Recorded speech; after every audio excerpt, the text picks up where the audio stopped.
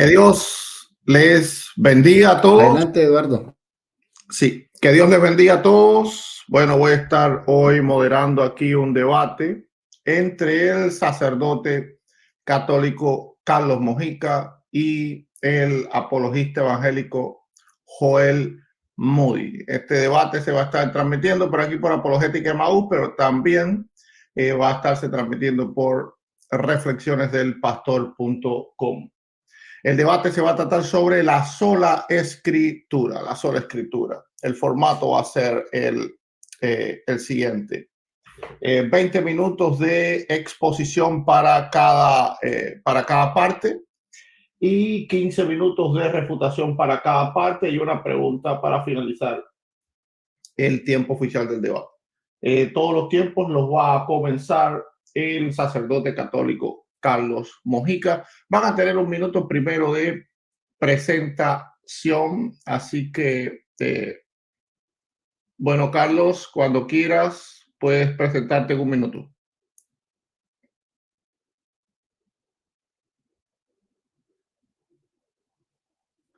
El audio. Sí, buenas noches para todos. Espero se escuche bien. Pues está un poquito floja la señal. Se escucha un poco entrecortado. El pastor Eduardo, no sé si Joel esté de acuerdo y el pastor para que tengamos la cámara apagada porque pues realmente no, el internet está un poco malo. Bueno, mi nombre es Carlos Mojica, soy presbítero de la Iglesia Católica. Estamos aquí pues para defender pues que la revelación está al servicio de ella la palabra de Dios, la sagrada tradición y el magisterio. Es lo que voy a pues a defender en este en vivo. Esperamos que sea de respeto, de edificación. Bienvenido Pastor Eduardo Gutiérrez a este canal y también Joel Moody, bienvenidos.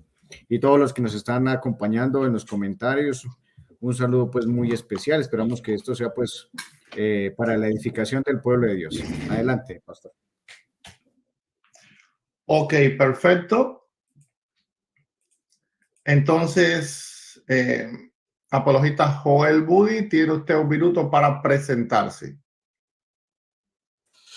Muy bien, muchísimas gracias, estimado Pastor Eduardo Gutiérrez. También agradezco de manera especial al presbítero Carlos Mojica por haberme invitado, ¿verdad?, a este gran debate sobre la sola escritura. Me presento, mi nombre es Joel Moody, es de la República de Perú. Y el debate de hoy, mis estimados amigos, va a ser la sola escritura. Ojo, recalco, no va a ser la inerrancia de las escrituras, no va a ser sobre el canon bíblico, no va a ser sobre, no, va a ser sobre la sola escritura. Así que si nos desviamos del tema, creo que ya habremos perdido el debate, ¿verdad? Entonces, vamos a centrarnos en ello, así que sean cada uno de ustedes bienvenidos. Y bueno, le pido la autorización al presbítero Carlos Mojica para que pueda él decir públicamente que hay un permiso para que este debate pueda ser transmitido en todas las plataformas cristianas. Por favor, mi estimado presbítero, le agradecería a ello dar su permiso. Adelante. Sí, adelante, sin dificultad lo puede hacer, adelante. Muchas gracias. Adelante, pastor. Ok, entonces ya vamos a comenzar el primer tiempo oficial del debate, en este caso la exposición de argumentos, donde el sacerdote católico Carlos Mojica va a tener 20 minutos para exponer. Amado Carlos, cuando usted comience a hablar, yo le enciendo el tiempo.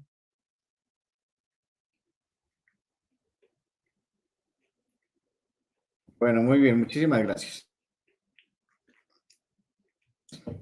Yo voy a defender pues que la sola escritura es insuficiente para el servicio de la revelación. Lo que tenemos que entender que la autoridad suprema es lo que Dios ha revelado. Y lo que Dios ha revelado está a su servicio la tradición y la tradición oral y la tradición escrita, que es la Sagrada Escritura. Entonces, fijémonos que el mismo apóstol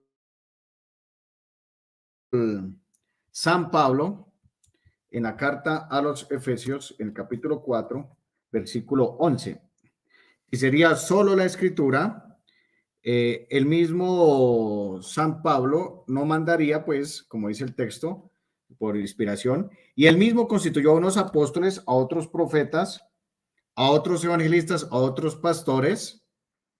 Fíjate, versículo 12, a fin de perfeccionar a los santos para la obra del ministerio. O sea, si fuese sola escritura, ¿para qué manda la Sagrada Escritura? Que los pastores lleven a la perfección a los santos. Bastaría con solo leer la Biblia y no seguir la enseñanza de los pastores, ¿sí? Para la edificación del cuerpo de Cristo. Bueno, esa es una parte. Ahora, otra parte a entender también sobre este tema es que el mismo Señor envía a los discípulos. Él mismo les dice a los apóstoles, a quienes a ustedes rechazan, a mí me rechazan, ¿sí? Es decir, que encontramos en Lucas 10, exactamente el versículo 13 al 16, dice, tú, Cafarnaúm, piensas escalar del cielo, bajarás al infierno. Quien a vosotros os escucha, a mí me escucha. Quien a vosotros os rechaza, a mí me rechaza, y quien me rechaza a mí, rechaza al que me ha enviado. Si fuese sola escritura, entonces no habría envío, sino solamente bastaría con regalar Biblias y regalar Biblias. Cuando hay alguien que es enviado por parte de Cristo y quien lo rechaza, se rechaza al mismo Jesús. Bueno, otro aspecto importante a saber, por ejemplo, los mismos escritos de Marcos, por ejemplo, Marcos,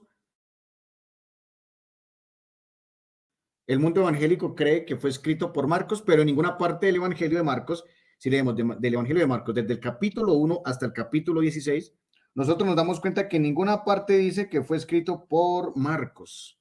En ninguna parte fue escrito por Marcos. O sea, eso es obra de la tradición. Ahora, otra parte importante también que encontramos nosotros es que en la genealogía de Mateo, en el capítulo 1, la encontramos nosotros en el mismo Evangelio de San Mateo. Fijémonos que en la genealogía nosotros encontramos que la lista de la tercera generación, desde el versículo 12, después de la deportación a Babilonia, Jeconías engendró a Salatiel y Salatiel a Zorobabel. Zorobabel engendró a Viuda, Viuda a Eliaquín y Eliaquín a Azor. Azor engendró a Sadoc, Sadoc a Aquín y Aquín a Eliud. Eliud engendró a Eleazar, Eleazar a Matán, Matán a Jacob y Jacob engendró a José, marido de María, de la cual nació Jesús, llamado el Cristo. Entonces, fíjense que esta tercera genealogía, después de la deportación, estos nombres de Zorobabel, de Eliaquín, de Azor, que usa el escritor sagrado, no aparecen en ninguna parte del Antiguo Testamento. Quiere decir que estuvieron y están en la tradición oral de Israel. Si fuese sola escritura, el mismo evangelista San Mateo usaría la misma escritura con estos nombres cuando no hay ningún texto en el Antiguo Testamento que demuestre estos los representantes que están aquí después de la deportación a Babilonia que sucedió en el año 589 antes de Cristo. O sea, nada más ahí nos damos cuenta de que usó la tradición. Ahora, otro aspecto importante, por ejemplo, los judíos tienen un libro que se llama el Seder. El Seder, que es el rito de la preparación y celebración de la Pascua. Ese rito de la Pascua que celebran los judíos con 5 copas y 3 panes, que es un ritual propio que está en el Seder de los judíos. El Seder de los judíos no está en ninguna parte del Antiguo Testamento. O sea, es una tradición oral puesta por escrito, pero que no está dentro de la Sagrada Escritura, que es lo que se llama el Seder. Es decir, que los mismos judíos no creen en la sola Escritura, porque los judíos, ellos mismos, están usando un texto que se llama el Seder, que es propiamente posexílico y que no está en ninguna parte de la Biblia. O sea, es decir, los mismos judíos no creen en la sola Escritura. Yo creo que la palabra de Dios nos lleva a la verdad y que la palabra de Dios es inspirada por Dios. Claro, yo creo que la palabra de Dios tiene su autoridad, pero la palabra de Dios, los mismos textos que he mostrado y las referencias que he usado, nos damos cuenta que los mismos textos, lo que está escrito en el caso de Mateo, está en la tradición oral. Y el caso del ceder en ninguna parte está en la Biblia. Es decir, los mismos judíos refutan la sola escritura. Bueno, ahora, otro aspecto importante es, por ejemplo, el tema de el Concilio de Jerusalén en Hechos capítulo 15, que es exactamente en el año 49. En el año 49 no había ningún escrito del Nuevo Testamento. No había ningún escrito del Nuevo Testamento.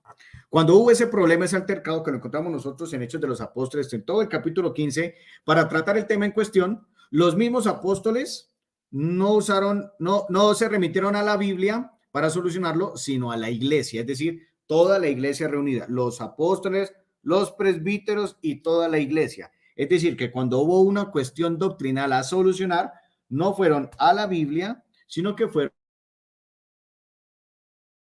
a la iglesia.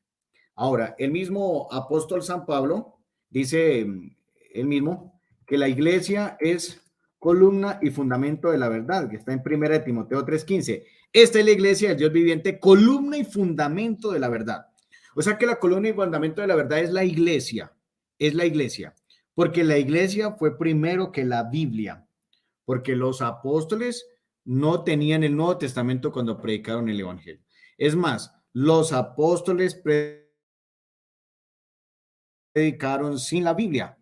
Si fuese sola escritura, los apóstoles hubiesen llevado bajo sus manos la Biblia, pero no estaba la Biblia. Los apóstoles, ellos mismos predicaron sin la Biblia, ¿verdad?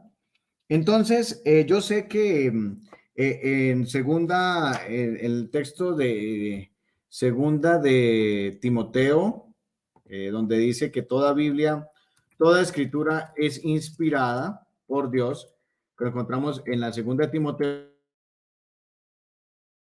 3, 16 al 17.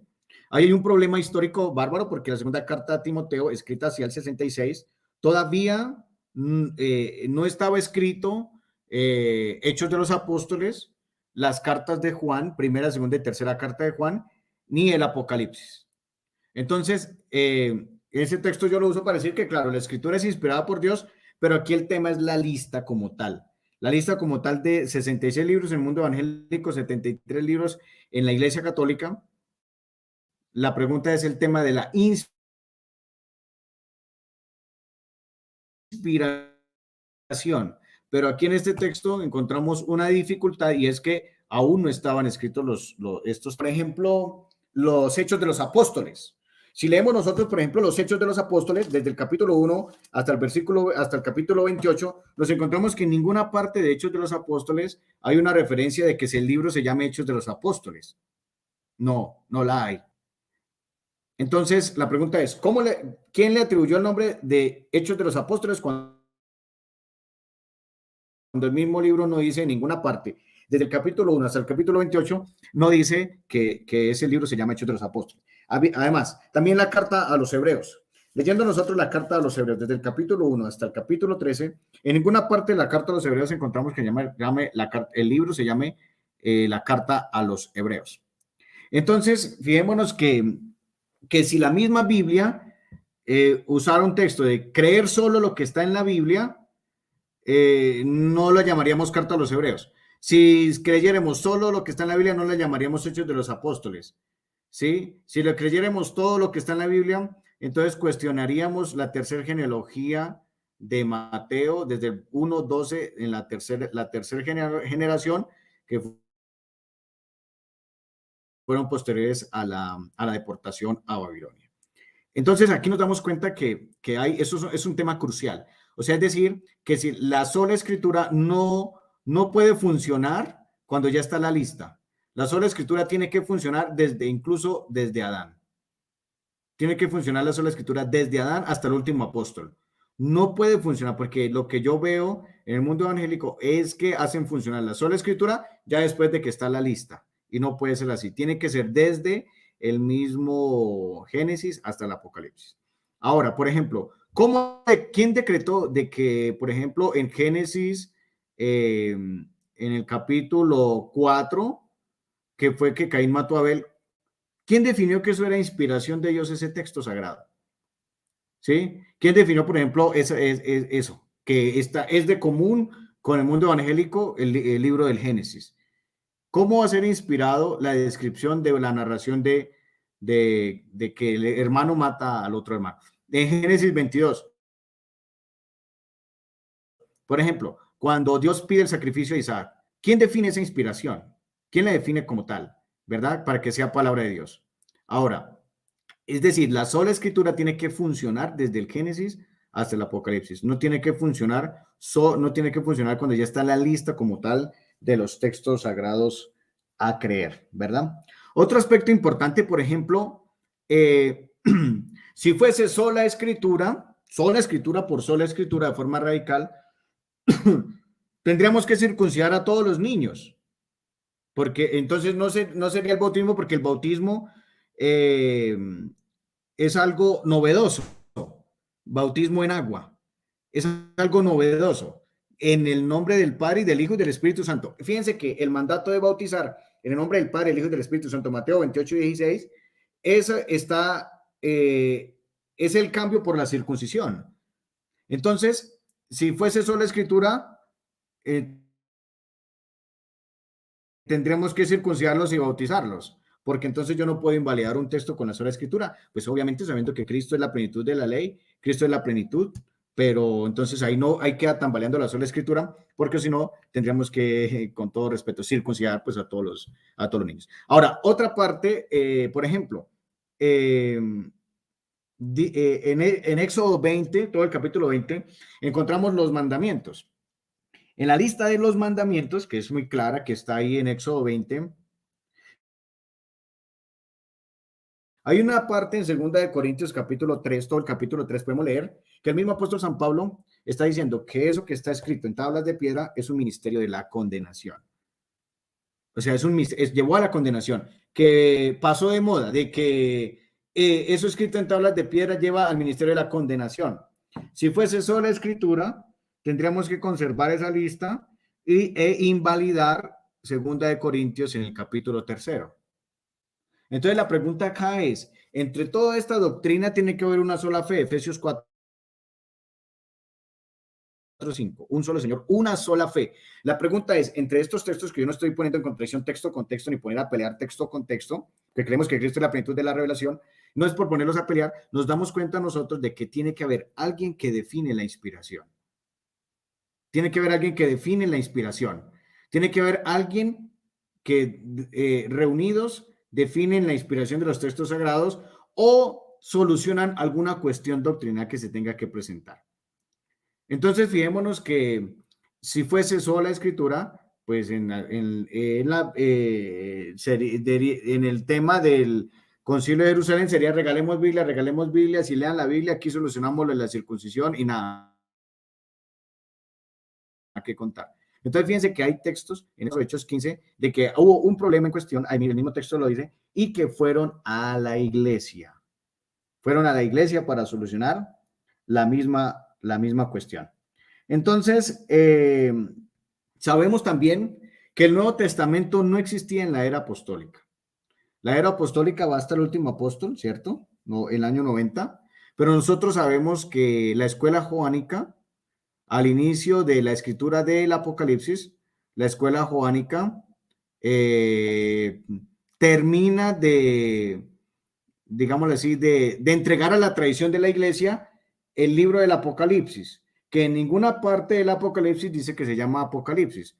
Ese fue un nombre que le dio la tradición al Apocalipsis. Entonces, fíjense que se necesita la tradición para definir la inspiración, para definir los libros, para definir la autenticidad, para definir la inspiración.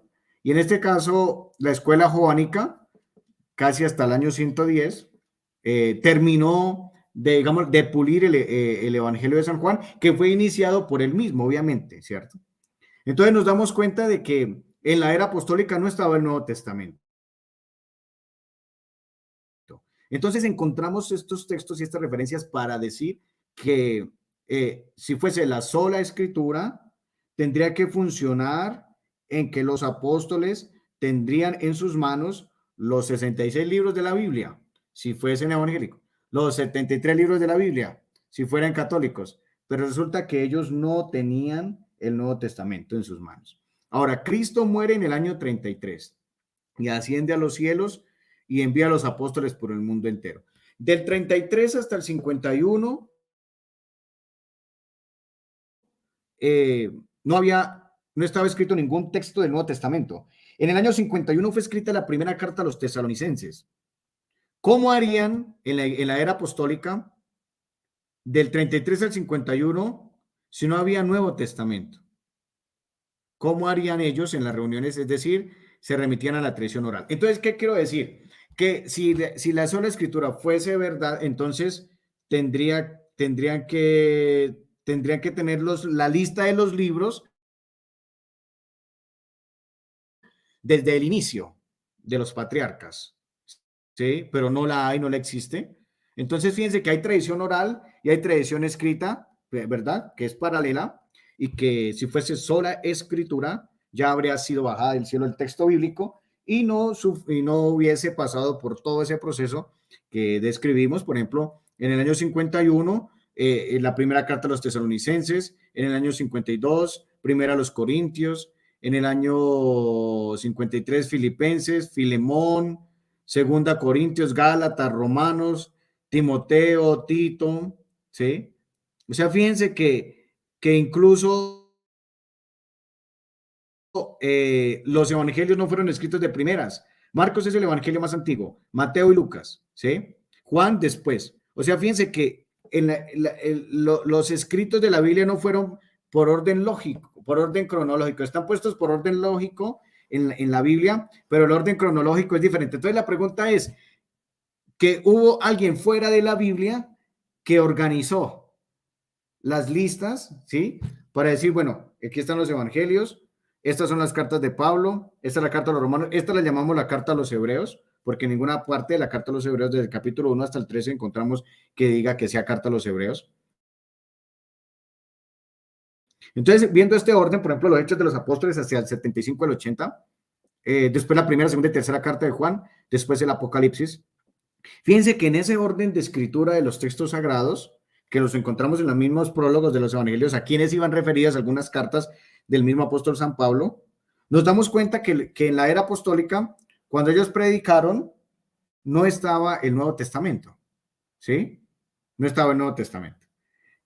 Que sí habían usado la Septuaginta, porque dice la tradición que usaron la Septuaginta, que era la autorizada en esos momentos en cuanto a la lectura del Antiguo Testamento, pues el Talmud o el Tanakh, bueno, como sea. Pero lo importante aquí es la revelación de Jesucristo en el Nuevo Testamento, en la cual los mismos apóstoles están refutando la sola escritura porque pues usan tradiciones. Un minuto. Que no están en la Biblia. Señor. Un minuto queda. Un minuto. Entonces, mirando también, por ejemplo, en el Evangelio de San Juan, encontramos nosotros en Juan 21, 25. Dice, hay además otras muchas cosas que hizo Jesús. Si se pusieran por escrito una por una, pienso que ni todo el mundo bastaría para contener los libros que se escribiera. O sea, fíjense que aquí hay tradición oral, aún sigue habiendo tradición oral, que no haya sido puesta por escrito y que no es invalidada. Entonces, si no la invalida Juan 21, 25, quiere decir que si hubiese dicho ahí, todo lo que está escrito es lo que tienen que creer. No, dice, hay otras cosas que no fueron puestas por escrito. Entonces, la sola escritura, pues con estos textos que he mostrado, pues he manifestado que no es suficiente. Bueno. Tiempo. Ok. Bien, déjenme resetear el tiempo. Bien, entonces, mi hermano Joel Moody, cuando usted comience a hablar, yo le enciendo el tiempo. Va a tener 20 minutos para exponer. Muy bien, comienzo a partir de ahora. Adelante. Bien, le pido, pastor. Ahí está, ahora sí. Bien, 3, 2, 1, va.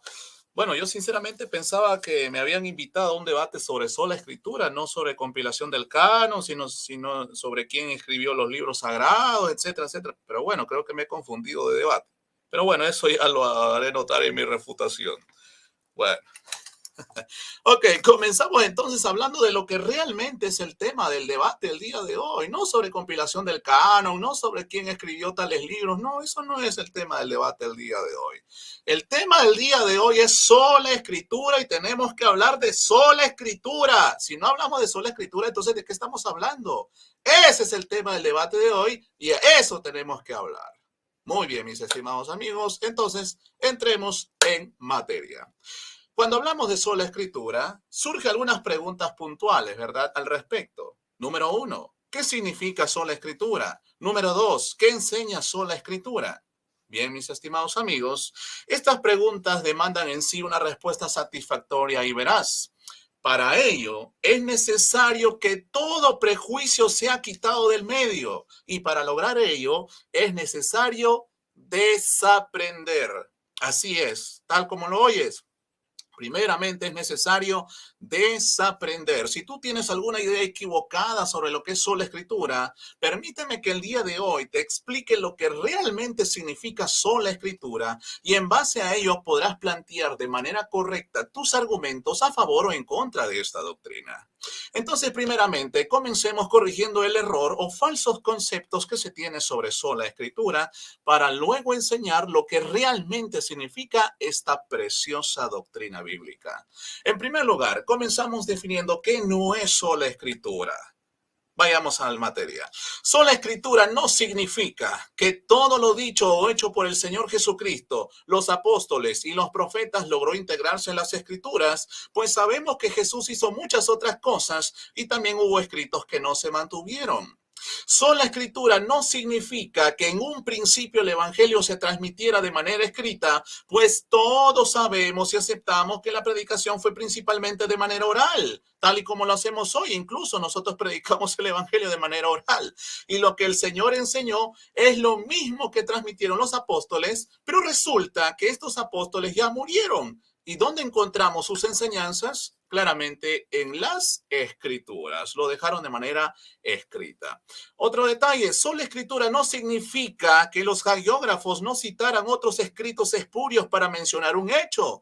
Sola escritura no significa que Jesús ordenara de manera directa escribir los libros. Sola escritura no significa que no se puedan realizar acciones, costumbres o tradiciones siempre que no se contrapongan con lo establecido en la escritura. Sola escritura no significa que cualquier persona con una Biblia en la mano pueda interpretar de manera correcta la escritura. Sola escritura no significa que la iglesia no tenga líderes como pastores, como obispos, como evangelistas, como diáconos y otras autoridades a las cuales sujetarse, siempre que ellos estén subordinados a la escritura. Sola escritura no significa que los cristianos no podamos leer escritos extrabíblicos, o sea, fuera de la Biblia, y que no está en contra de ella para un análisis histórico, por ejemplo, pero al final la norma objetiva que está por encima de todo lo escrito sigue siendo la Biblia. Y por último, sola escritura no significa que la Biblia deba contener la lista de libros que la integran. No significa nada de esas cosas sola escritura. Si alguien cree o si mi oponente cree que eso significa sola escritura, está completamente errado. Así que es necesario, como dije en un inicio, primeramente desaprender lo que no significa sola escritura, para ahora sí aprender lo que realmente significa sola escritura. Entonces, mi estimado amigo, ¿me permites ahora enseñarte qué es la sola escritura? ¿Qué significa realmente sola escritura? Con mucho gusto paso a explicártelo. Sola escritura significa que todo lo que necesitamos en materia de fe, doctrina, moral, conducta, etcétera, está explícita o de manera implícita en la Biblia. Sola escritura significa que tenemos un maestro divino por excelencia, a lo cual deben sujetarse las enseñanzas de los maestros y los líderes terrenales puestos por Dios. Esto es, pues, en palabras resumidas, lo que significa sola escritura. Sola escritura está unida en dos puntos importantes. la suficiencia material y la suficiencia formal de las Escrituras. Empecemos explicando, mis estimados amigos y hermanos, la suficiencia material. Este punto, en otras palabras, significa que todo lo necesario para el conocimiento, la edificación, la enseñanza, la refutación del error, la corrección y la instrucción en la justicia de Dios, ¿se encuentra dónde? En la Biblia, la palabra de Dios. Nos dice el libro de 2 Timoteo, capítulo 3, versículo del 14 al 17, un texto tan conocido, ¿verdad? Pero vamos a ver si lo han entendido correctamente. Dice el versículo 14, pero tú, Pablo, hablándole a Timoteo, le dice, pero tú persiste en lo que aprendiste y fuiste persuadido, sabiendo de quiénes aprendiste, ya que desde niñito conoces las sagradas escrituras, las cuales pueden hacerte sabio en la salvación que por la fe hay en Cristo Jesús. Toda, no alguna parte, no cierta parte, toda la escritura es inspirada por Dios y es útil para la enseñanza, para la refutación del error, para la corrección, para la instrucción de la justicia, a fin de que el hombre de Dios esté capacitado, completamente equipado para toda buena obra. Esto es sola escritura, mis estimados amigos. Ahora, ¿será que mi oponente puede presentar alguna evidencia sólida donde Pablo se refiera de la misma manera que se refiere a las escrituras? ¿Será que mi oponente puede presentar alguna evidencia sólida que Pablo se refiere de la misma manera a alguna tradición oral o apostólica que no haya quedado registrado en las escrituras o que éstas no le enseñen? Difícilmente. No creo que lo pueda hacer, pero sería bueno hacerlo ver el intento. Ahora, mis estimados amigos y hermanos, pasemos a explicar qué es la suficiencia formal de las escrituras. Este punto, en otras palabras, significa que tenemos un maestro divino por excelencia, el Espíritu Santo, y Él nos enseñará todas las cosas y eso nos hará recordar todo lo que Cristo nos dijo. El Evangelio según San Juan, capítulo 14, versículo del 23 al 26, citado en la Biblia Católica Latinoamericana, nos dice lo siguiente. Jesús le respondió, si alguien me ama, guardará mis palabras y mi Padre lo amará. Entonces vendremos a él para poner nuestra morada en él. El que no me ama no guarda mis palabras, pero el mensaje que escuchan no es mío, sino del Padre que me ha enviado. Les he dicho todo esto mientras estaba con ustedes. Versículo 26. En adelante, el Espíritu Santo, el intérprete que el Padre les va a enviar en mi nombre. Él les enseñará todas las cosas y les recordará todo lo que yo les he dicho. ¿Cómo traduce la Biblia Católica Latinoamericana al Espíritu Santo como el intérprete que el Padre les va a enviar en mi nombre? Y lo dice la Biblia Católica. ¿Qué más confirma esto? El Evangelio según San Juan, capítulo 16, versículo del 2 al 15. Leámoslo en la Biblia Católica Torres Amat 1825. Nos dice lo siguiente. Aún tengo otras muchas cosas que deciros, mas por ahora no podéis comprenderlas. Mas cuando venga el Espíritu de verdad, Él os enseñará todas las verdades necesarias para la salvación, pues no hablará de suyo, sino que dirá todas las cosas que habrá oído y os anunciará las venideras. Él me glorificará porque recibirá de lo mío y os lo anunciará. Todo lo que tiene el Padre es mío, por eso he dicho que recibirá de lo mío y os lo anunciará. La Biblia, mis estimados amigos, nos presenta claramente al Maestro Divino por excelencia, nada más y nada menos que al mismo Espíritu Santo, nuestro Dios Todopoderoso, la tercera persona de la Trinidad. Él, el Espíritu Santo, Él es el que nos va a enseñar todas las verdades necesarias para la salvación. Ahora, los que objetan sola escritura, específicamente la suficiencia formal, van a decir que esto es solamente aplicado a los apóstoles. Pero, ¿será esto cierto? ¿Será esto verdad? Pues la misma Biblia se va a encargar de refutar esa desesperada conclusión con tal de negar la evidente doctrina bíblica de la suficiencia formal de las escrituras.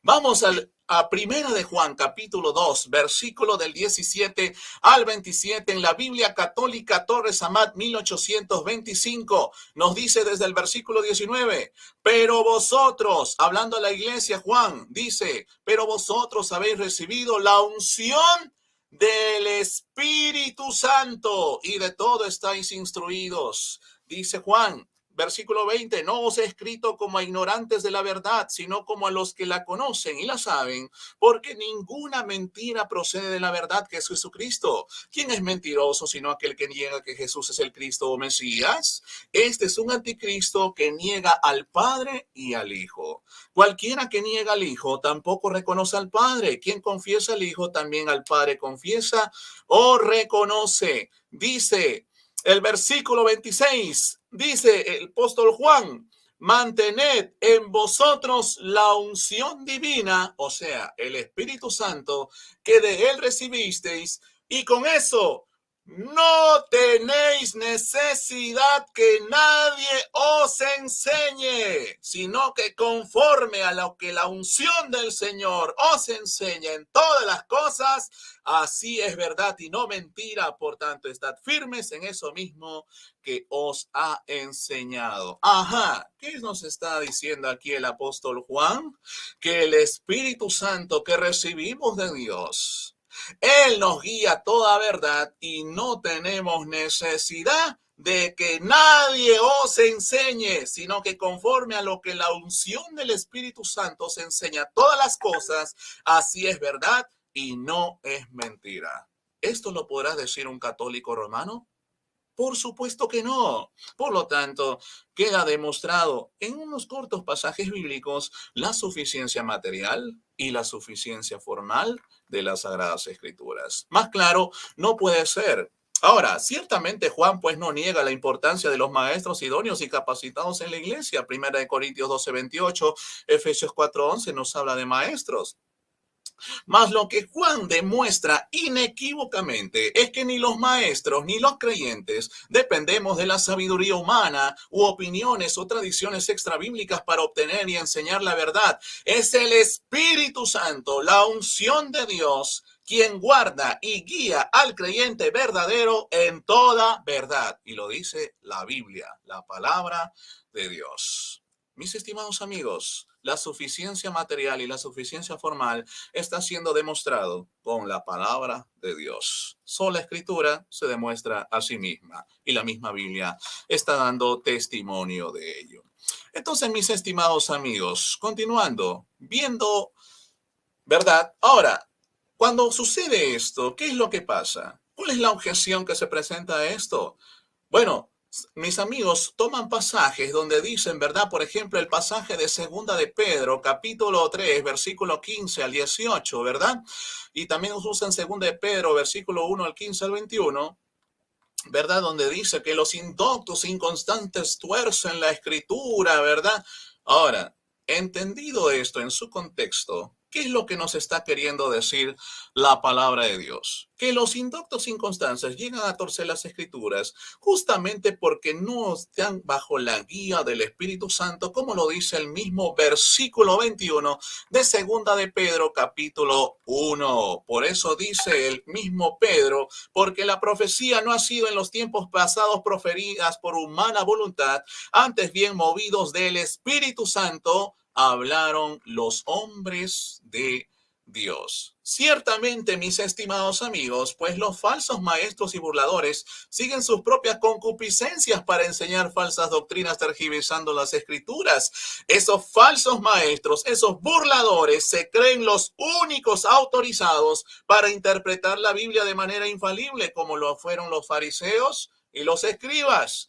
Estos, sin embargo, carecían de toda guía del Espíritu Santo. Ahora, de cierta manera, todo esto ya estaba profetizado por el apóstol Pablo. Cuando nosotros leemos el libro de los Hechos, capítulo 20, versículo del 28 al 32, la palabra de Dios nos dice algo muy interesante. La Biblia nos dice en estos versículos: velad por vosotros mismos y por todo el rebaño en que el Espíritu Santo os puso por cuidadores u obispos para pastorearle pastorear la iglesia de Dios que adquirió mediante su propia sangre. Porque yo sé que después de mi partida entrarán entre vosotros lobos feroces que no perdonan al rebaño.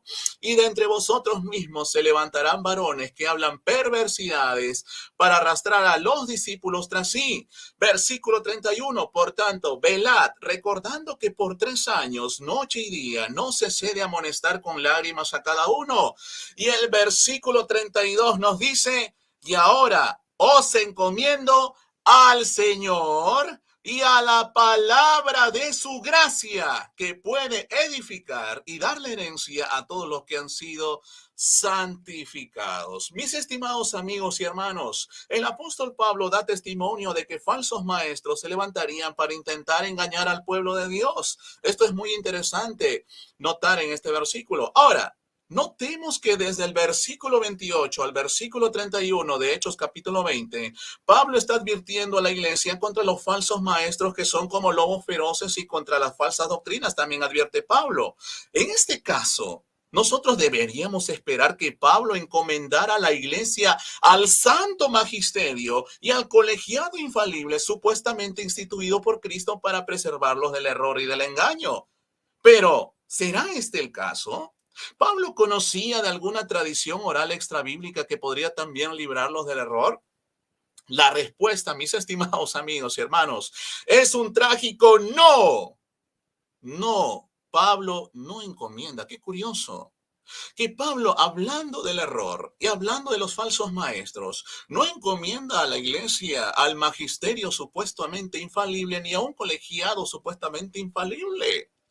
El mismo apóstol Pablo, aquel que tenía la autoridad del mismo Cristo para predicar su evangelio, aquel que escribió la mayoría de los libros del Nuevo Testamento, aquel que advirtió contra las falsas enseñanzas y las herejías, nos dice en el versículo 32 que encomienda a la iglesia a Dios y a la palabra de su gracia, que puede edificar y dar la herencia a todos los que han sido santificados. O sea, fuimos encomendados a Dios y a las sagradas escrituras. Mi amado oponente podrá presentar alguna evidencia mejor que esta demostrando la primacía y la autoridad máxima de las sagradas escrituras. Mi oponente podrá demostrar algo similar que se diga sobre la tradición oral extrabíblica o sobre el supuesto magisterio infalible. No lo va a poder hacer de ninguna manera. La palabra de Dios está siendo muy clara en estos pasajes bíblicos. De hecho, la misma Biblia nos va a decir en 1 Corintios capítulo 2 versículo 4 algo muy interesante, mis estimados amigos. Dice así la palabra de Dios. Dice así: pero esto, hermanos, lo he presentado como ejemplo en mí y en Apolos por amor de vosotros, para que en nosotros aprendáis a no pensar más de lo que está escrito, no sea que por causa de uno os envanezcáis unos contra otros. ¿Qué está diciendo el apóstol Pablo? Te está diciendo a ti, mi estimado amigo, te está diciendo a ti, mi estimado hermano, mira, no pienses más allá de lo que está escrito. No pienses más allá. Si piensas más allá, te estás envaneciendo y te envanecerás contra tu prójimo. Eso te está diciendo el apóstol Pablo. Más claro, imposible, mis estimados amigos. Y para reforzar este hecho aún más en la historia de la iglesia, ¿verdad? Mi estimado oponente citó Hechos de los Apóstoles. De verdad que eso estaré refutando yo en la refutación, valga la redundancia. Pero gracias, le agradezco muchísimo a él porque Hechos de los Apóstoles, en el capítulo 17, en el versículo 11, nos dice algo muy interesante. Vamos a leer la palabra de Dios. Dice así, en la Biblia Católica Romana, Torres Amat, 1825, nos dice: como quiera, los hermanos, sin perder tiempo aquella noche, hicieron partir a Pablo y a Silas para Berea, los cuales luego que llegaron, entraron en la sinagoga de los judíos. Eran estos de mejor índole que los de Tesalónica, y así recibieron la palabra de Dios con gran ansia y ardor, examinando atentamente todo el día las escrituras, para ver si era cierto lo que Un minuto. Muy bien, para ver si era cierto lo que se les decía. ¡Wow! Más claro, imposible. El apóstol Pablo era enviado por el mismo Cristo para predicar su evangelio. ¿Cómo pues pondrían en tela de juicio lo dicho por Pablo y Silas, los de Berea, acudiendo a las escrituras para corroborar si lo que Pablo y Silas decían era conforme a la palabra de Dios? Claramente, la iglesia primitiva demuestra que la ley y el testimonio, como lo dice Isaías capítulo 8, que es la sola escritura, es la máxima autoridad en asuntos de fe, doctrina, moral y conducta. Y lo hemos demostrado con las sagradas escrituras. Muchas gracias. Tiempo. Ok, perfecto. Entonces vamos a pasar al segundo tiempo oficial, es decir, al tiempo de refutación de argumentos. En este caso le corresponde nuevamente al párroco Carlos Mojica. Amado Carlos, cuando comience a hablar. Estamos listos. ¿Ya? Sí. Listo, bueno, muy bien. Fijémonos que si nuestro hermano Joel Moody cree en el poder de la palabra de Dios, yo lo invito a él a que pues sepa que el Señor nos invita a ser mansos y humildes de corazón. Está hablando como en un tono como de gritos, como gritando, ¿verdad? El Señor dice en Mateo 11:29, tomad sobre vosotros mi yugo y aprended de mí que soy manso y humilde de corazón. Si tú creyeras en las escrituras, hablarías con mansedumbre y con mucha humildad, sin gritar. Bueno, gracias. Bueno, vamos a mirar lo siguiente. Resulta que él me acusa a mí de que yo estoy hablando de la compilación del canon, pero resulta que él está usando unos términos que no están en la escritura. Por ejemplo, la suficiencia formal y la suficiencia material. Esos dos términos no están en las escrituras. Voy a hablar con mansedumbre y con mucha paz. Fíjense que en la crisis arriana, ya que usted usó términos extrabíblicos, yo voy a usarlos también. Resulta que en la crisis arriana, Arrio se remitió únicamente a la suficiencia formal de las escrituras, que es como tal el texto sagrado que tiene lo que necesitamos para creer. Pero resulta que la Iglesia Católica, para solucionar la crisis arriana, recurrió a la tradición, que significaría que no tenía la crisis arriana, no tenía tradición, y por eso es una herejía, porque no tenía tradición. Entonces, la misma Iglesia Católica, con la Sagrada Escritura, con la Sagrada Tradición y con el mismo magisterio, superaron la crisis arriana, que el principio arriano de la suficiencia formal es deficiente, ¿sí? Pues podía apelar a la Biblia, pero la Biblia no le sustentaba de que Cristo era creado por Dios en su naturaleza divina. Entonces, fíjense que nada más acá con esto nos damos cuenta de que se necesita la tradición, que en este caso yo voy a poner la suficiencia material para poder superar las herejías. Entonces, usted está usando dos términos que no están en la Biblia, y usted sí tiene derechos a usarlos, pero yo no me salí de la Biblia, yo no me salí de una visión panorámica del Nuevo Testamento, yo no me salí del año 110, del año 90 al año 110, yo no me salí de esa época. Luego, lo que yo dije es absolutamente válido. Bueno, muy bien. Resulta que, a ver, nuestro hermano Joel Moody al inicio hizo una lectura por allá de un libro, eso se notaba que estaba leyendo. Yo pensé que iba a empezar con un texto bíblico, pero, por ejemplo, él dice agiógrafos. Usted usa un término agiógrafos, y el término agiógrafo no está en la Biblia, porque lo que usted está dando a entender es que Dios escribió la Biblia. ¿Por qué? Porque está rechazando absolutamente intervención humana, toda intervención humana, pero sí está usando un término de un escritor sagrado que no, el término agiógrafo, que ese término no está en la Biblia y usted lo está usando. Bueno, vamos como en esa parte para superar esos esquemas erróneos, ¿cierto? Para ir ya después a lo más cuajadito, ¿sí? Bueno, ahora, usted, por ejemplo, dice el Espíritu Santo, Dios Todopoderoso, tercera persona en la Trinidad.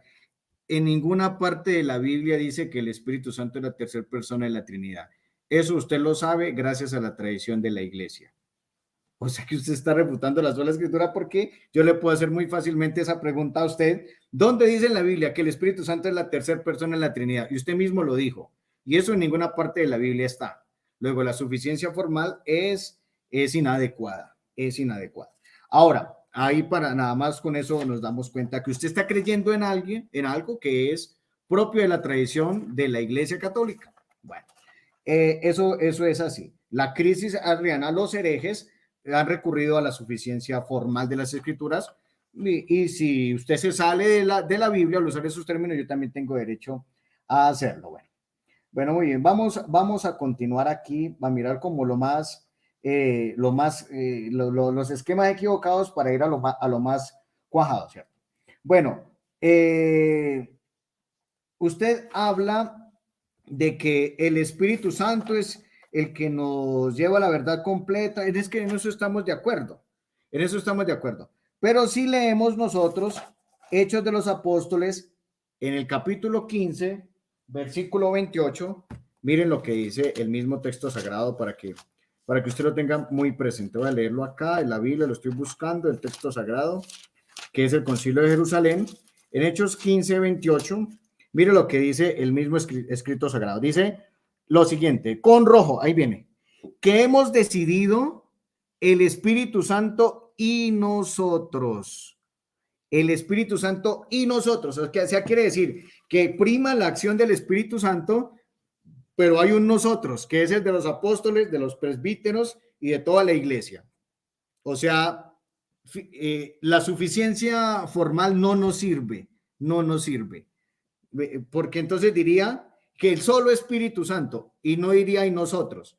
O sea, ahí nada más con esos dos términos que usted usa, yo lo puedo refutar. Entonces, eso le invito a usted para que lo tenga pues muy presente.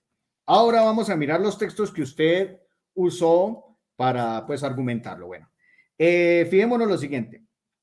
Segunda de Timoteo 3:16, claro, dice, toda escritura es inspirada por Dios. Claro, toda escritura es inspirada por Dios. Pero si vamos a mirar la suficiencia formal, apliquemos en la segunda de Timoteo 3:16, no nos sirve, porque entonces yo estaría cancelando el Evangelio de San Juan, primera, segunda y tercera de Juan, estaría cancelando Hechos de los Apóstoles, estaría cancelando la misma carta a Timoteo que fue perfilada después de que el mismo apóstol San Pablo murió, la carta a los hebreos. Entonces, si le aplico la suficiencia formal a segunda de Timoteo 3:16, estoy arrasando con estos escritos. Hechos de los Apóstoles, primera, segunda y tercera carta de Juan y Hebreos, no estarían en su Biblia. Entonces, si yo le aplico el principio formal, la suficiencia formal, hay de una vez hazgo caer todos esos textos bíblicos, eso es garrafal, eso sería garrafal. Bueno, muy bien, ahora miremos lo siguiente. Usted dice, tienen que demostrarme una tradición oral que no esté registrada en las escrituras. Pues se la tengo. Primera de Corintios 11:23, con rojo para que le quede a usted bien claro, y lo voy a hablar pues con mucha mansedumbre, ¿cierto? El Señor nos invita pues a hablar con mansedumbre, no con gritos, sino hablar con amor. Entonces, mire lo que dice la primera carta a los Corintios en el capítulo 11, versículo 23. Dice, porque yo recibí del Señor lo que os transmití. O sea, recibí del Señor suficiencia formal, lo que os transmití, suficiencia material. Ahí están las dos, así es como se interpreta. Entonces, aquí mismo dice lo que yo les transmito a ustedes. O sea, hay una intervención humana. ¿La intervención humana de quién? Del mismo apóstol San Pablo, guiado obviamente por el Espíritu Santo. Usted dice que no hay, que tradiciones orales que no estén registradas en la Biblia. Pues aquí está el mismo primera carta a los Corintios, que es el primer texto de la cena del Señor, de la Eucaristía. Es el texto más antiguo, primera de Corintios 11:23, y dice una tradición que recibí del Señor y que a la vez les transmito a ustedes, ¿verdad? Por eso es el testigo que se usa en las carreras atléticas. Hay un testigo que cada 100 metros el uno se la pasa al otro, es el testigo que a mi vez transmití. Entonces ahí queda resuelta pues su pregunta, ¿cierto? Claro, el Espíritu Santo es el intérprete. Pedimos la acción del Espíritu Santo cada vez que vamos a leer la palabra de Dios, cada vez que la vamos a interpretar, que la vamos a escudriñar. Bueno, pero aquí usted está de frente ante un problema. La misma palabra de Dios en 2 de Pedro 1:20 dice que ninguna profecía de la Escritura se debe interpretar de forma particular, privada. Entonces quiere decir que tiene que estar en comunidad. Tiene que estar en comunidad para interpretar la Biblia. Entonces, la referencia bíblica, si vamos a hacer solo la escritura, la referencia bíblica de una comunidad que se reunió para solucionar un problema es en Hechos 15, todo el capítulo 15 de Hechos de los Apóstoles, para solucionar un problema en cuestión. No fueron a la Biblia, sino que fueron a los apóstoles, fueron a la iglesia, fueron a los mismos apóstoles. Entonces eso queda supremamente claro. Y dice Hechos 15:28, yo creo en la acción del Espíritu Santo, yo creo que el Espíritu Santo es el que nos lleva a la verdad completa. Yo pido el Espíritu Santo cada vez que voy a hacer la homilía en la Eucaristía, yo hago una petición al Espíritu Santo. Entonces, eso no es propio de los evangélicos, eso es mentira, eso nosotros también pedimos el Espíritu Santo. Pero aquí dice Hechos 15:28, hemos decidido el Espíritu Santo y nosotros, ¿sí? Suficiencia formal, Espíritu Santo, su acción y su poder. Suficiencia material, ¿qué es? Que nosotros, ¿verdad? Pero entonces usted está usando dos términos que no están en la Biblia, entonces pues yo también los voy a usar. Ahora, vamos a aplicarle el principio de suficiencia formal a 1 Corintios 2:4. No podemos pensar más allá de lo que está escrito. Bueno, entonces si le aplico la suficiencia formal, estaría cancelando Filipenses, Filemón, 2 Corintios, Gálatas, Romanos, 1 y 2 de Timoteo, Colosenses, Filemón, no, ya la dije, Marcos, Mateo, Lucas, Juan, 1, 2 y 3 de Pedro, 1, 2 y 3 de Juan, Hebreos, Hechos de los Apóstoles, el Apocalipsis y el Evangelio de San Juan. Casi 12, 14 libros estaría yo eliminando si le aplico el principio de la suficiencia formal, que es la que creen ustedes. Ustedes creen en la suficiencia formal de las Escrituras. Y entonces dice, no pensar más allá de lo que está escrito. Entonces, estos libros que yo he nombrado, que son posteriores a la datación histórica de primera carta de los Corintios, los estaría echando usted loma abajo. Y eso es gravísimo. Eso es supremamente grave en un evangélico que realmente exprese eso de esa manera. Entonces, otro aspecto, otro problema gravísimo que usted tiene, que sale de su propia boca. Usted, por ejemplo, llega y dice, el Espíritu Santo, Dios Todopoderoso, tercera persona de la Trinidad. Eso no está en ninguna parte de la Biblia. Eso no está en ninguna parte de la Biblia. Eso es propio de la tradición apostólica. Yo lo reto a usted a que, por favor, me muestre el texto bíblico donde diga que el Espíritu Santo es la tercera persona de la Trinidad. Deme el texto donde lo diga. Y eso mismo salió de su boca. No anoté el tiempo en el que usted lo dijo, pero yo le invito a que lo diga si cree en la suficiencia formal de las Escrituras. Entonces lo invito a que me diga el texto sagrado que hable de que el Espíritu Santo es la tercera persona de la Santísima Trinidad. Lo espero con los brazos abiertos. Listo, bueno, muy bien. Fijémonos en lo siguiente. La sola Escritura intenta cancelar la enseñanza, intenta cancelar los enviados por Dios. ¿Por qué el Señor dice a quienes ustedes me rechaza, a mí me rechaza, a quienes ustedes los rechaza, a mí me rechaza? O sea, fíjense que tiene que haber unos hombres cualificados que son los que deben que enseñar la palabra de Dios, pero usted en la forma como presentó la sola Escritura los canceló y ya después al final dijo que sí necesitábamos pastores. O sea, en fin, que no necesitamos la sola Biblia o no necesitamos pastores. Pero usted en su explicación se fue a los dos lados, O es sola Escritura y no necesitamos pastores, o creemos en la Escritura y necesitamos pastores que nos enseñen, como dice, que los lleve a la perfección de los santos, como dice Efesios capítulo 4, versículo 12. O sea, no puede contradecirse usted, Joel Moody, con todo respeto, ¿cierto? Y no estoy gritando como usted lo hizo, sino que estamos hablando pues con mansedumbre. Ahora, usted usa los términos suficiencia formal, suficiencia material. Eso no está en ninguna parte de la Biblia, esos dos términos. ¿Por qué yo no voy a poder decir con todo respeto de que en el Evangelio de Mateo, en ninguna parte dice que Mateo lo escribió? ¿Por qué yo no puedo decir eso? ¿Y por qué yo no puedo decir que la tradición en Papías de Hierápolis y la tradición en Adversus Hereses, capítulo 3, numeral 3, verso 4, se lo atribuye Mateo a Mateo, Lucas lo escribió Lucas? ¿Por qué yo no puedo decir eso y usted sí puede usar el término suficiencia formal y material? O sea, no, ese es un muñeco de paja que no le funciona acá, con todo respeto. No estoy atacando su persona, estoy atacando pues los argumentos con todo respeto para que acá no hiramos susceptibilidades. Pero en el Evangelio de Mateo en ninguna parte dice que fue escrito por Mateo. En Lucas en ninguna parte dice que fue escrito por Lucas, ¿verdad? Marcos en ninguna parte dice que fue escrito por Marcos. Entonces, ¿yo por qué no puedo decir esto? Y usted lo toma como si fuera compilación de Caro cuando estoy hablando de autoría de los textos sagrados. Lo mismo sucede con Hechos de los Apóstoles, lo mismo sucede con la Carta a los Hebreos, lo mismo sucede con el libro del Apocalipsis. ¿Por qué yo no puedo decir esto y usted sí puede usar términos suficiencia formal y suficiencia material? ¿Por qué yo no puedo decir esto cuando realmente usted está en una encrucijada muy terrible? Porque si yo le aplico el principio de suficiencia formal, que es el que ustedes creen suficiencia formal únicamente sola escritura. Si le pone suficiencia material, ya no son sola escritura, porque Arri usó la suficiencia formal únicamente. Entonces ahí no le sirve a usted y yo me puedo remitir a esto que le estoy diciendo para mostrar lo que Arri usó la suficiencia formal. La suficiencia formal son los que creen la sola escritura. Si usted cree suficiencia formal y suficiencia material, usted ya no cree en la sola escritura y usted Tiempo.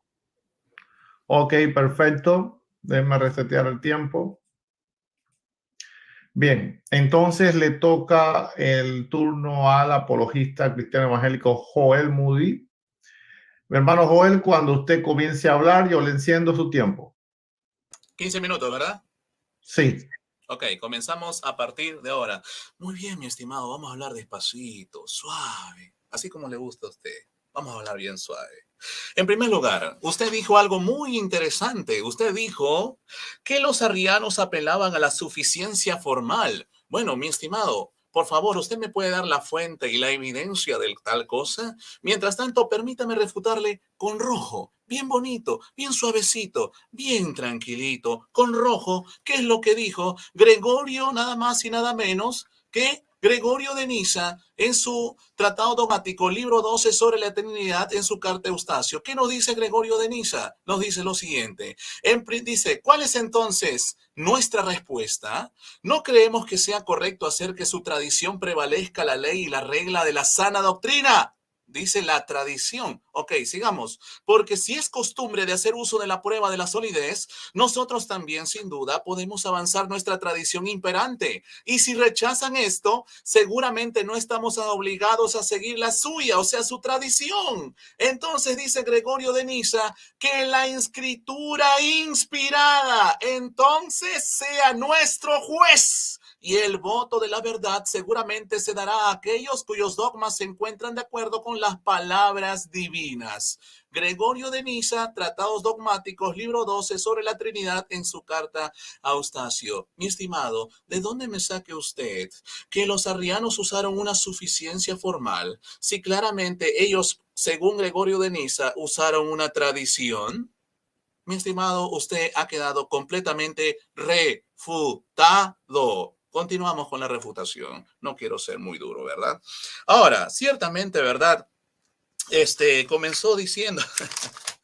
Ok, él habló de Efesios capítulo 4, versículo 11, y mencionó a los maestros, mi estimado. Yo creo que no es necesario repetir lo que ya dije en mi exposición inicial. Ya expliqué claramente qué es lo que no significa la sola escritura. Y la sola escritura no contradice a lo que dice la Biblia en Efesios 4, 11. Al contrario, más bien usted está apelando y está fundamentando la autoridad de los ministros basado en ese versículo que leyó. Por lo tanto, usted mismo le está dando la importancia, la relevancia y la autoridad a las escrituras. O sea que incluso usted basa su ministerio en una cita a la escritura, porque si no existiera cita, usted no podría hacer lo que ejerce. Así que, mi estimado, usted mismo se está refutando a usted mismo. Luego cita Lucas capítulo 10, versículo 13 al 16. Mi estimado, el contexto está hablando de los 70. Lea desde el versículo 1 en adelante.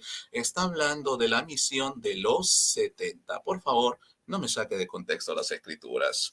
Ahora, ciertamente él comenzó a decir que Marcos no fue escrito por Marcos. Por favor, nuevamente, no estamos hablando sobre quién escribió los libros o sobre la inerrancia de las escrituras o sobre la confabulación del canon o sobre esas cosas. Estamos hablando sobre sola escritura. Y por lo visto usted se salió del tema porque, con todo respeto, usted ha demostrado un completo desconocimiento de lo que es la sola escritura.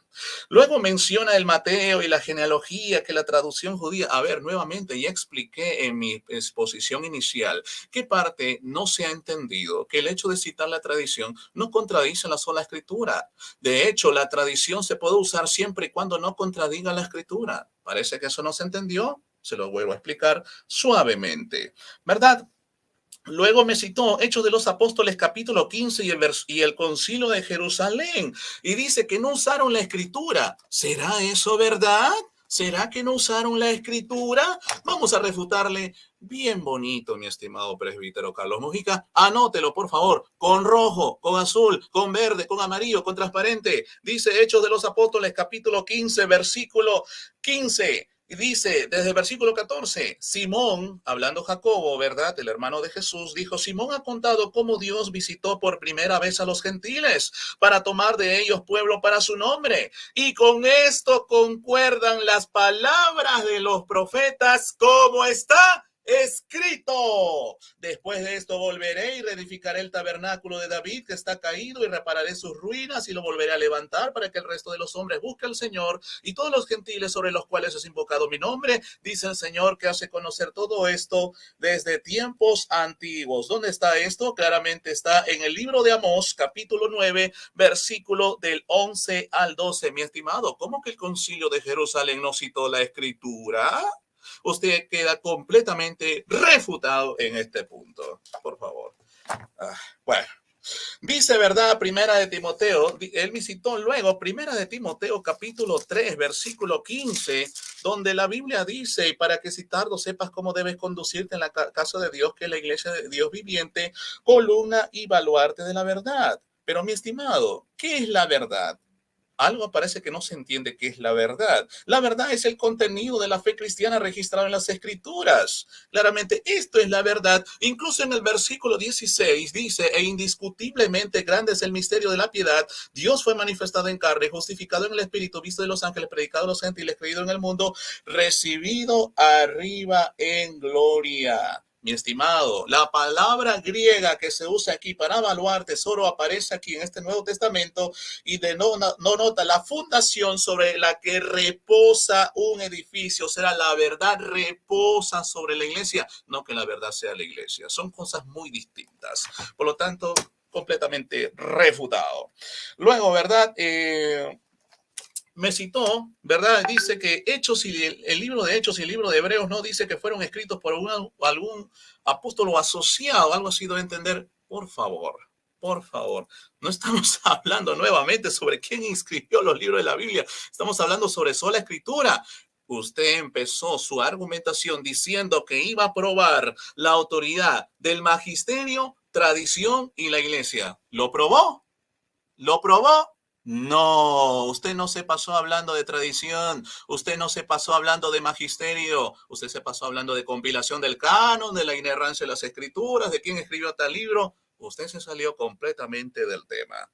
Luego me dice, ¿quién definió Génesis como inspirado? A ver, nuevamente, ¿cómo es eso de que quién definió Génesis como inspirado? Ciertamente, usted parece, con todo respeto, ¿verdad?, que desconoce qué es lo que dice el apóstol Pablo en Romanos capítulo 3, versículo 2. Dice, ¿qué ventaja tiene pues el judío o de qué aprovecha la circuncisión? Mucho en todas maneras. Primero, ciertamente que les ha sido confiada la palabra de Dios. ¿A quién le fue confiada la palabra de Dios del Antiguo Testamento? A los judíos. Por cierto, ustedes no siguen ese canon de los judíos que a ellos les fue confiada la palabra de Dios. Por lo tanto, ahí se ve completamente refutado. Entonces, claramente los judíos tenían esa autoridad para definir Génesis como inspirado, pero ciertamente los judíos no necesitaron ningún concilio para saber que esos libros eran inspirados, ¿verdad? Ahora, ciertamente dice él que circuncidar, dice, porque si tendríamos que seguir sola escritura, tendríamos que circuncidar a los niños, tendríamos que hacerlo, dice. Bueno, parece que usted, ¿verdad? Usted mismo citó Hechos capítulo 15 y parece que no lo aplica.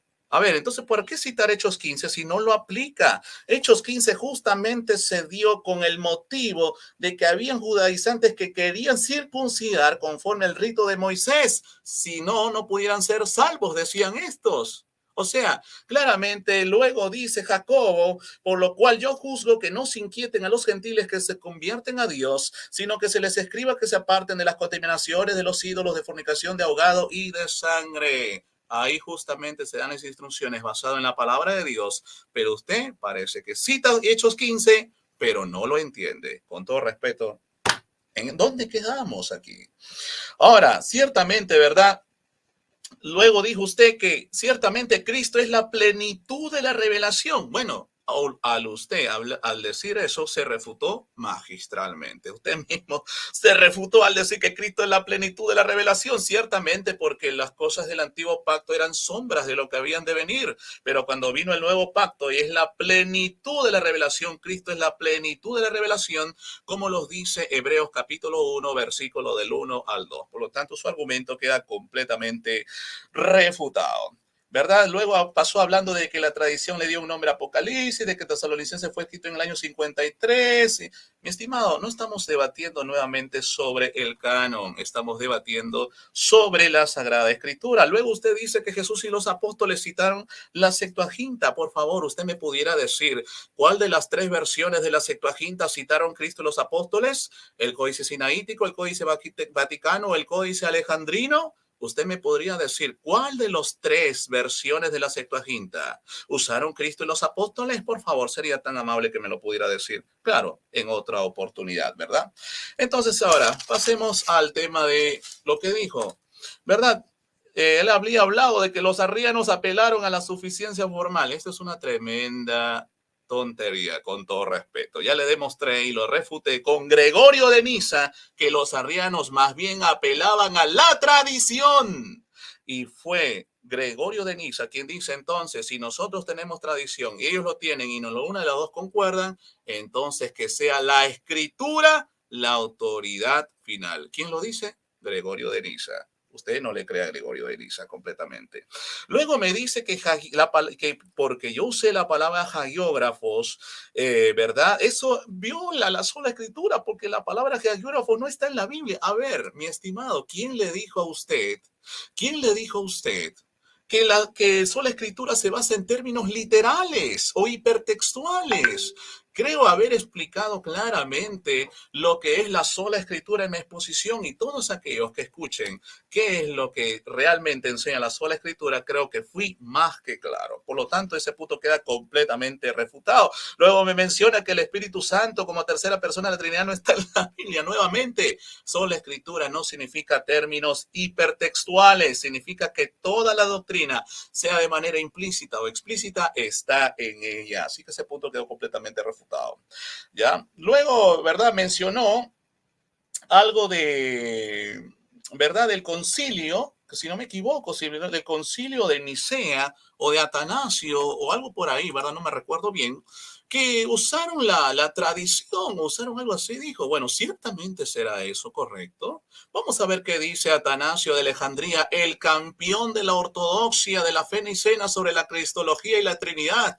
Vamos a ver qué nos dice Atanasio de Alejandría en su carta a Serapión, ¿verdad? Vamos a ver qué nos dice lo siguiente. Atanasio dice, las escrituras divinas entonces muestran consistentemente que el Espíritu Santo no es una criatura, sino que es propio del Verbo y de la deidad del Padre. ¿Quién lo dice? Atanasio. ¿Qué usó? ¿La tradición? No, la escritura. Y él mismo lo está diciendo. Nuevamente dice Atanasio, las sagradas e inspiradas escrituras son suficientes para declarar la verdad. Atanasio nos sigue diciendo, las sagradas escrituras es de todas las cosas la más suficiente para nosotros. Y luego diría, ¿verdad? Atanasio de Alejandría, la escritura divina es suficiente sobre todas las cosas. ¿De dónde me saca usted? Lo contrario, mi estimado. Usted está quedando muy mal parado en este debate sobre la sola escritura. Ahora, ciertamente luego mencionó, ¿verdad? Que segunda de Timoteo 3:16, si yo lo cito, entonces estoy dejando fuera algunos escritos de la Biblia que fueron escritos posteriormente a Timoteo. A ver, ¿será que así lo entendieron los primeros cristianos? No, de hecho voy a volver a citar a Atanasio de Alejandría, que en su carta a Marcelino nos dice lo siguiente, dice, hijo, todos los libros de la Escritura, tanto del Antiguo Testamento como del Nuevo Testamento, son inspirados de Dios y útiles para instruir. Segunda de Timoteo 3:16, como está escrito, pero para aquellos que realmente lo estudian, el Salterio ofrece un tesoro especial. Notemos, mis estimados amigos y hermanos, cómo Atanasio aplica segunda de Timoteo 3:16 a toda la escritura y no solamente al Antiguo Testamento. La pregunta es, ¿será que mi estimado defiende la fe histórica? No, no la defiende. Atanasio lo refuta y cruelmente refutado, ¿verdad? Atanasio entendió 2 de Timoteo 3:16 aplicado tanto al Antiguo como al Nuevo Testamento en su carta a Marcelino. Un minuto. Ok, muy bien, muchísimas gracias. Entonces, ¿verdad? Ciertamente, pues, creo que, a ver, luego mencionó, si no me equivoco, ¿verdad? Bueno, mencionó muchas cosas, pero creo que ya todos sus argumentos quedaron refutados y solamente voy a terminar con una frase magistral de Agustín de Hipona en su carta a los católicos sobre la secta donatista, punto 28, párrafo 3. Agustín de Hipona nos dice, ahí está su voz clara y nítida. Quien no le sigue después de oírla, ¿cómo osará decir que es oveja? Que nadie me diga, oh, ¿qué ha dicho Donato? ¿O qué ha dicho Parmeniano o Poncio o cualquiera otro de ellos? Porque ni a los obispos católicos hemos de asentir si quizá alguna vez engañan hasta el punto de pensar algo contra las escrituras canónicas de Dios. ¿Qué dice Agustín? Tiempo. No iban a aceptar algo fuera de las escrituras. Adelante. Ok, perfecto. Entonces ahora vamos a pasar a la tercera ronda de tiempo, que serán las preguntas. Van a tener 1 minuto para preguntar y 2 minutos para responder. Primeramente, le toca la pregunta al párroco católico Carlos Mojica. Déjenme resetear el tiempo. Bueno, amado Carlos, cuando usted comience a hablar, tiene 1 minuto para preguntar.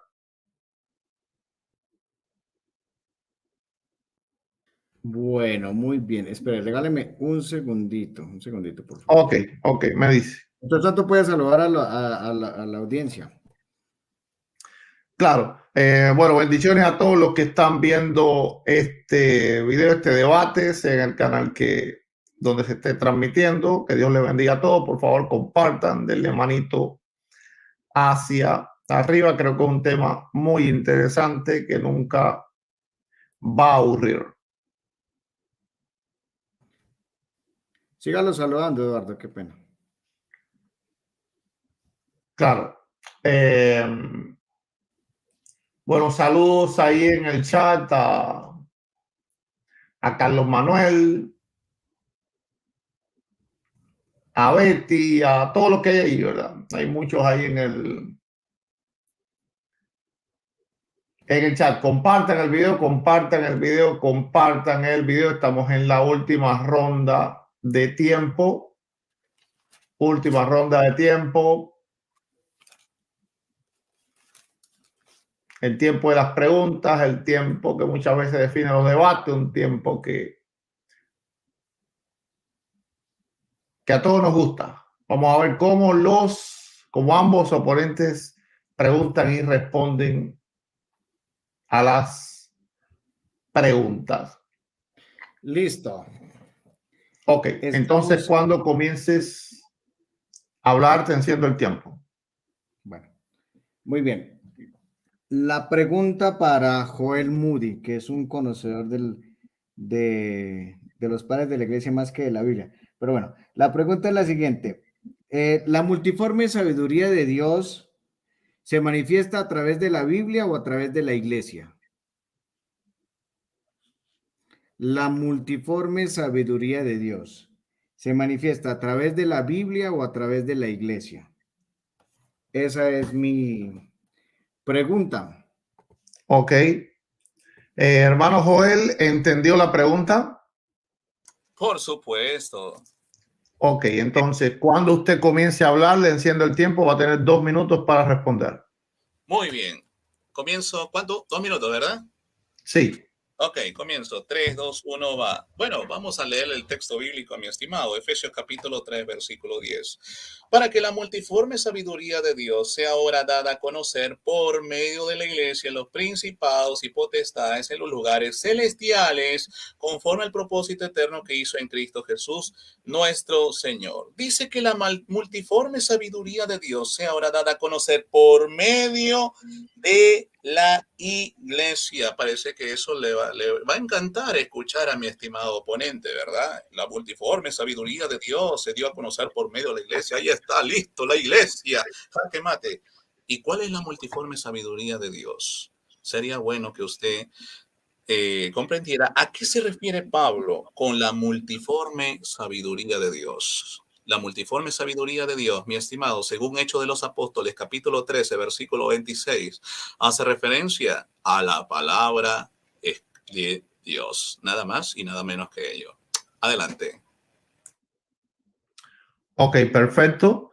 Entonces, ahora le toca el turno para preguntar a Joel Moody. Joel, tienes 1 minuto para preguntar. Muy bien, comienzo. 3, 2, 1, va. Muy bien, mi estimado presbítero Carlos Mojica, por favor, sin usar la Biblia. Sin usar la Biblia, porque si usted usa la Biblia, quedará completamente refutado. Sin usar la Biblia, por favor, demuéstrenos que la tradición y el magisterio son autoridades, ¿verdad? Independientes de las escrituras. Por favor, demuéstreme la autoridad de la tradición y el magisterio sin usar la Biblia. Porque ustedes dicen que son tres cosas, ¿verdad? Autoridades, pues, que Dios ha dejado. La Biblia, la tradición, el magisterio. Por lo tanto, si usted se basa en la Biblia, ya no se estaría basando en la tradición y el magisterio solamente. Sin usar la Biblia, demuéstrenos que la tradición y el magisterio son autoridades puestas por Dios. Adelante. Ok, ¿entendió bien, Carlos? Claro que sí, señor. Ok. Entonces, apenas comiences a hablar, vas a tener 2 minutos. Bueno, muy bien. Lo encontramos en el Concilio Vaticano II en la Constitución Apostólica Dei Verbum.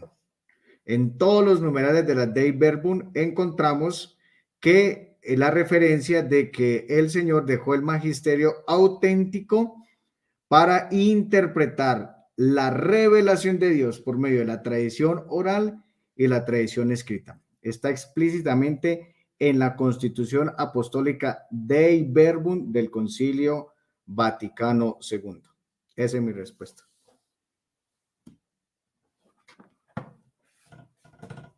Ok, perfecto.